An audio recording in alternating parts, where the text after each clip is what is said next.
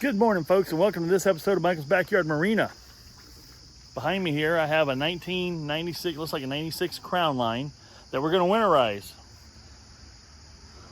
I'm going to show you, fast and furious, how we do it. Okay, folks, we're getting ready to winterize this boat, and the first thing we're going to do is warm up the engine.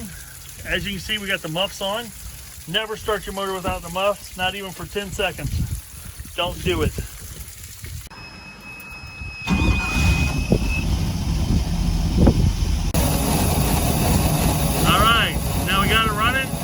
Let it come up to temperature. Now you want to start fogging the motor. Just give it some shots down the throat. You hear it change the tone of the engine.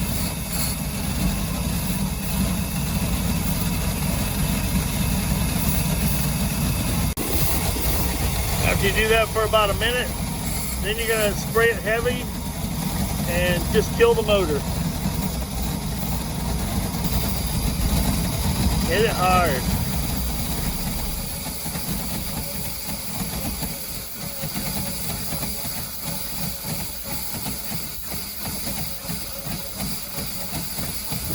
That's it. There we go.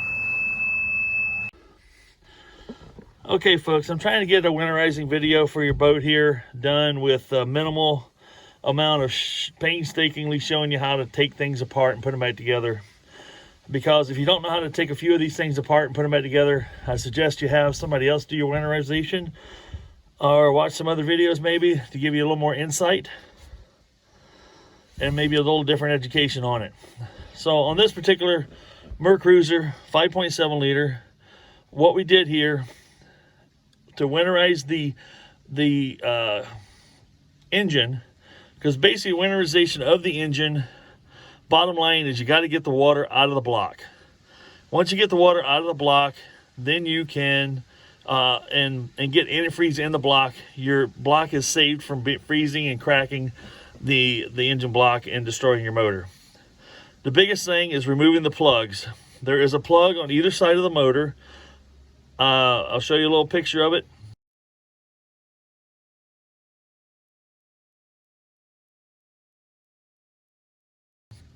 And you've got to remove the plugs on both sides of the block. Drain the water. There's two other plugs, as I showed you, that are usually at the block.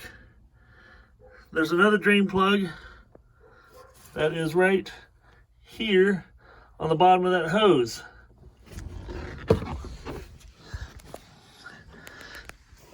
And it looks like, get my finger out of the way, and it looks like that.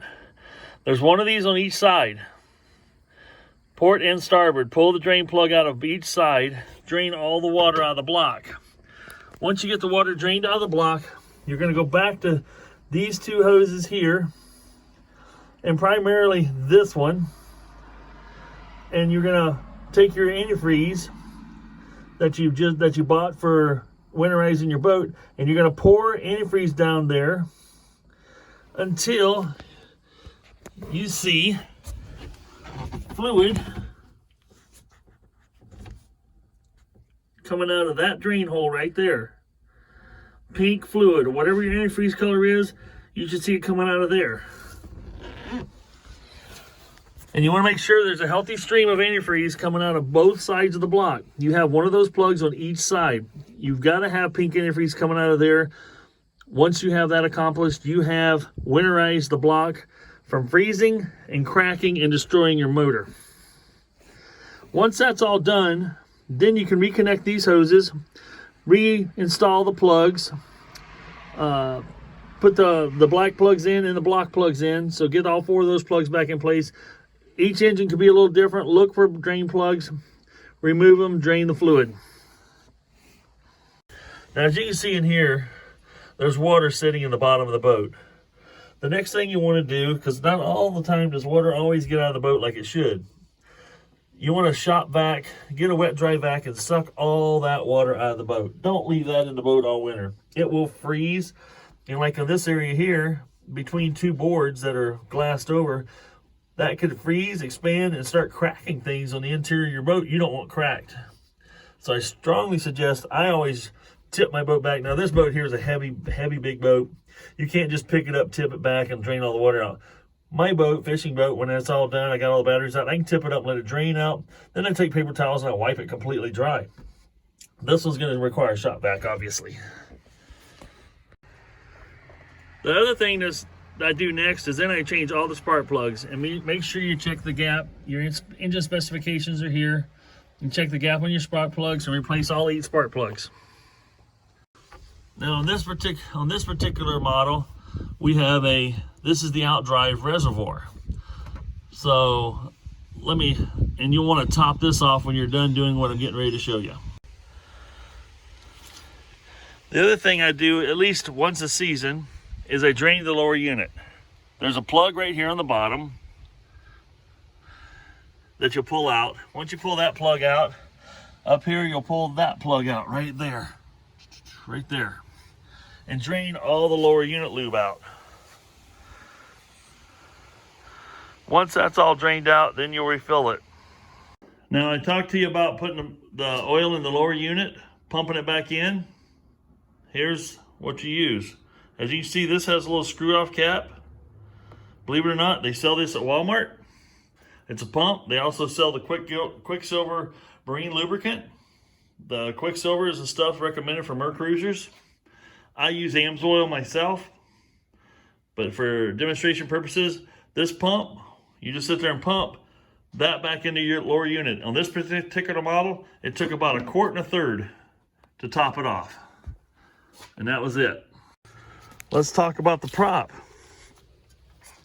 The prop is something people neglect quite a bit. As you can see, we've gotten a lot of the scum off of this one. Still needs some more cleaning, but we're getting there. You want to lift up, there's some locking tabs here that are usually bent down into a groove. You want to bend these up, take this nut, and back it off. Make sure you watch what order you take this apart in. What you're going to do is take this apart, pull this out, pull the prop off. There'll be another spacer behind the prop, and you want to wipe everything down. What you're looking for is back where the shaft goes into this housing, look for fishing line or anything wrapped around there. Now, you wouldn't think fishing line would be a big deal until it's rubbing up against your seal. Your seal is protecting water from getting into your lower unit or oil leaking out. Either way, bad results. So you want to look for fishing line around that seal area and clean it off. Once you clean it off, then use a marine lube grease. What that is that water does not make it break down and dissipate and disappear. Put marine grease back on your splines. You'll see all these little grooves that run around your shaft. Those are called splines. I've heard people call them spleens, but they're splines. And what you do is take and put grease on that and then reassemble everything. Then torque your nut back down, relock your tabs in. Now you service the outdrive prop area. And what the grease does is it gives a cushion between the spline and the hub and gives it a little bit, reduces the wear. It also keeps it from seizing onto your shaft. And because if you ever have a prop stuck to the shaft, that can be painful to try to get off. This will also make it so this thing will slide off easily when you go to service it next time. Last but not least, don't forget about your wheel bearings, folks. That's the most neglected part of a boat, it seems like to me. Look through my videos that I have online. You will see other videos of how to repack your wheel bearings and how to change the bearings out if the bearing races are bad. I've got complete videos on shows you how to do that. Look me up. You'll see how to take. One last thing I want to talk about, one or two last things I want to talk about is this is an oil pump. This is for pumping out your engine oil.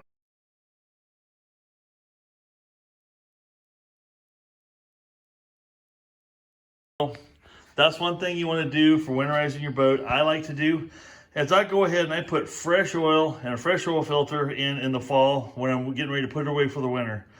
That way it's you got good fresh oil to start off your year next year.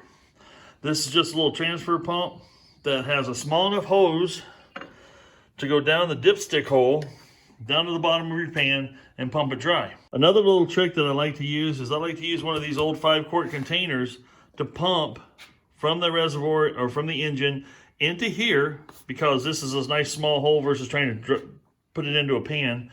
Plus you can also see how much oil you have taken out of the motor. So if you got a 5-quart engine that holds 5 quarts, you know you're getting about 5 quarts out. You know you've got pretty much all the oil out. Because any boat owner knows trying to drain oil out of the drain hole in the bottom of the motor is not impossible, but it's messy and you cannot catch it all, and you're gonna make a heck of a mess in the bottom of your boat. Well, folks, I hope you found that winterizing on a 5.7 liter video helpful. If you got any questions, comments, concerns, shoot them my way. I'm happy to listen. Like I said, I didn't go into a great amount of detail as to how to pull the hoses off, what all the stuff you need to look for. It's all there. It should be pretty obvious, because you didn't need to see me taking hose clamps loose, putting hose clamps on, and all that fun stuff. It's relatively straightforward stuff we're dealing with here. So I hope you found it helpful. Like I said, the way I winterize a boat is different than other people do, because a lot of people won't change the oil. They don't necessarily do the lower unit lube. They don't change their spark plugs. They just fog it and antifreeze it, and that's it. Well, I like to go the extra mile, myself personally, because when I go to drop the boat in the water next spring, it's drop-in water ready. Typically what I do in the spring is I'll put the buffs on, put all the batteries back in, obviously. That's one thing I didn't talk about, is take all your batteries out of your boat. Put them on a battery tender, something that will keep them charged over the winter. Battery tenders are relatively inexpensive compared to the cost of a battery, and it will make your batteries last longer, because when your battery's just sitting there idle doing nothing all winter, they tend to degrade in quality and effectiveness and cold cranking amps. So what I do with all my batteries, my trolling motor batteries and my starting batteries, is I put them on battery tenders in my basement out of the winter, and they'll last a lot longer for you. But what that does for me is next spring, when I put my boat back together with the batteries, that I've just put my muffs on the outdrive and I fire it up and it starts and runs. I run it for a little bit, maybe 10 minutes, watch the temperature gauge come up, everything looks good, pull the muffs off, I'm gone fishing. And then I'm usually set for the summer. I haven't touched my boat or had to touch my boat all summer for the most part, as far as, I'm trying to think. The only thing I did about midsummer is I pulled the prop back off to look at, make sure there wasn't any fishing line wrapped around it, and taking the seal out of my lower unit. I've got a 43-year-old boat that I'm fishing with, Mercruiser Outdrive, 120 horse version, the Alpha 1 Outdrive. And that bugger is still sealed up tight because good regular maintenance. I'm a proponent of that. My stuff may not always look the prettiest, but I'll guarantee it's well maintained. So, other than that, folks, get out there and do something fun.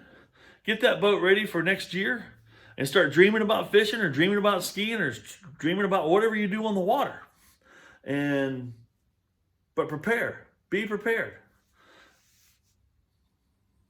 Michael, out.